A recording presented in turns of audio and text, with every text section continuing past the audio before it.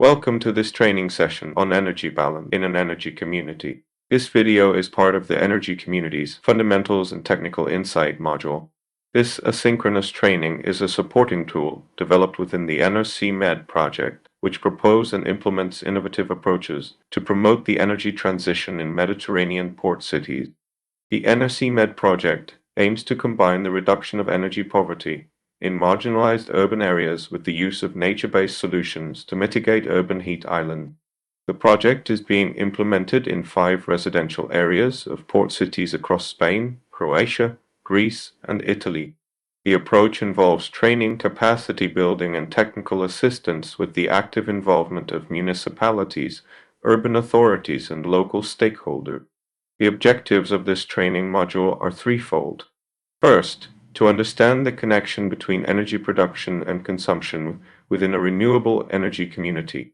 Second, to explore strategies to maximize self-consumption and reduce dependency on the electricity grid.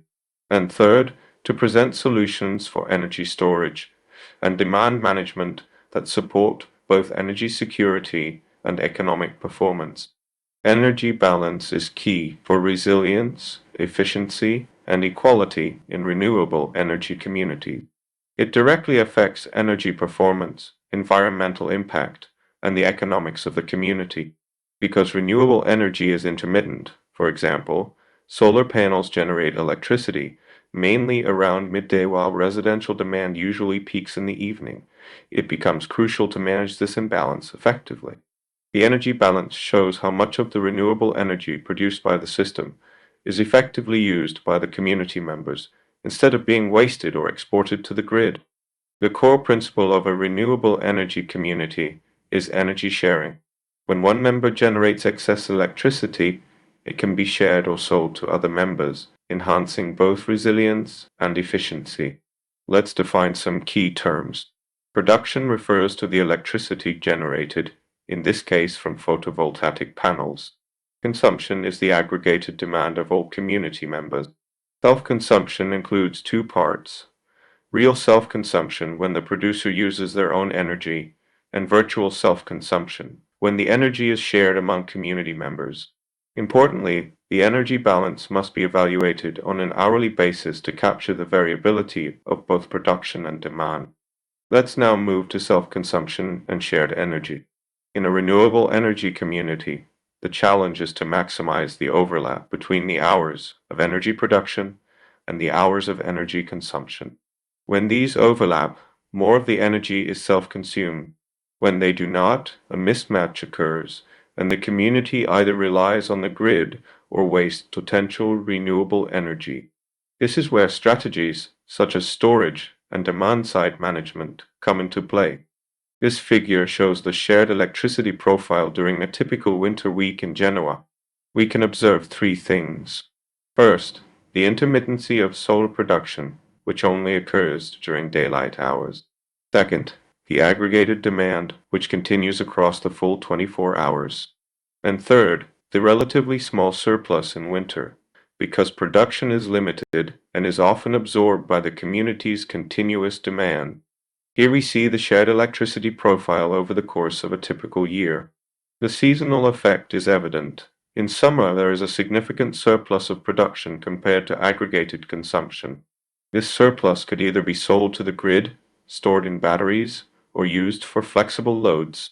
The figure highlights how energy balance is not static, but highly dependent on seasonal conditions and the interplay between solar generation and user demand.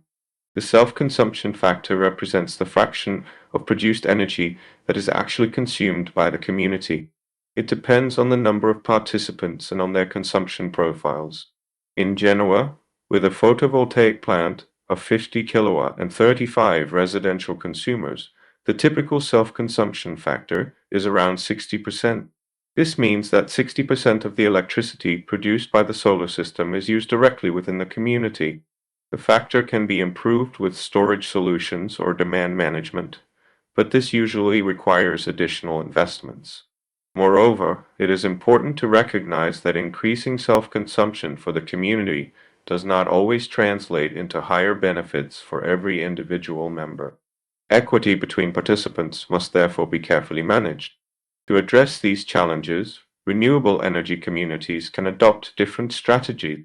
Storage solutions, such as batteries, allow the community to save surplus electricity during hours of production and use it later when demand is higher. This provides flexibility but requires significant investment.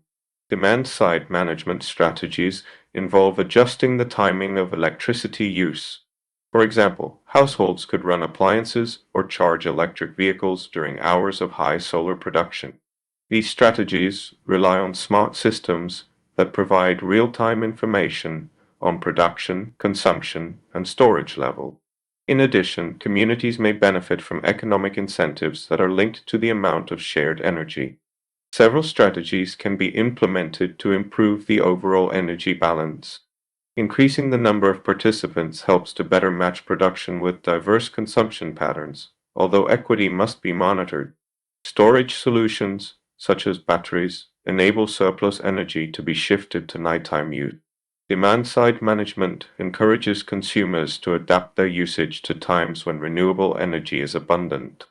Finally, communities can sell their surplus to the grid or participate in local flexibility markets, creating an additional source of revenue. To conclude, this training has provided the key elements to understand the energy balance of renewable energy communities. The Genoa case study highlights the opportunities and challenges of maximizing both energy sharing and self-consumption. We have seen that calculating the energy balance requires a detailed hour-by-hour comparison of production and consumption and possibly stored energy. Optimization is possible through storage systems, demand adjustment strategies, and the use of smart technologies such as meters and management platforms. Overall, the energy balance is central to achieving not only technical efficiency, but also environmental and economic sustainability. We highlight the need for holistic approaches that integrate technical solutions with social and economic considerations. By doing so, renewable energy communities can deliver strong energetic, environmental, and economic performance. Thank you for joining this training session. For more information, please visit the knowledge sharing platform.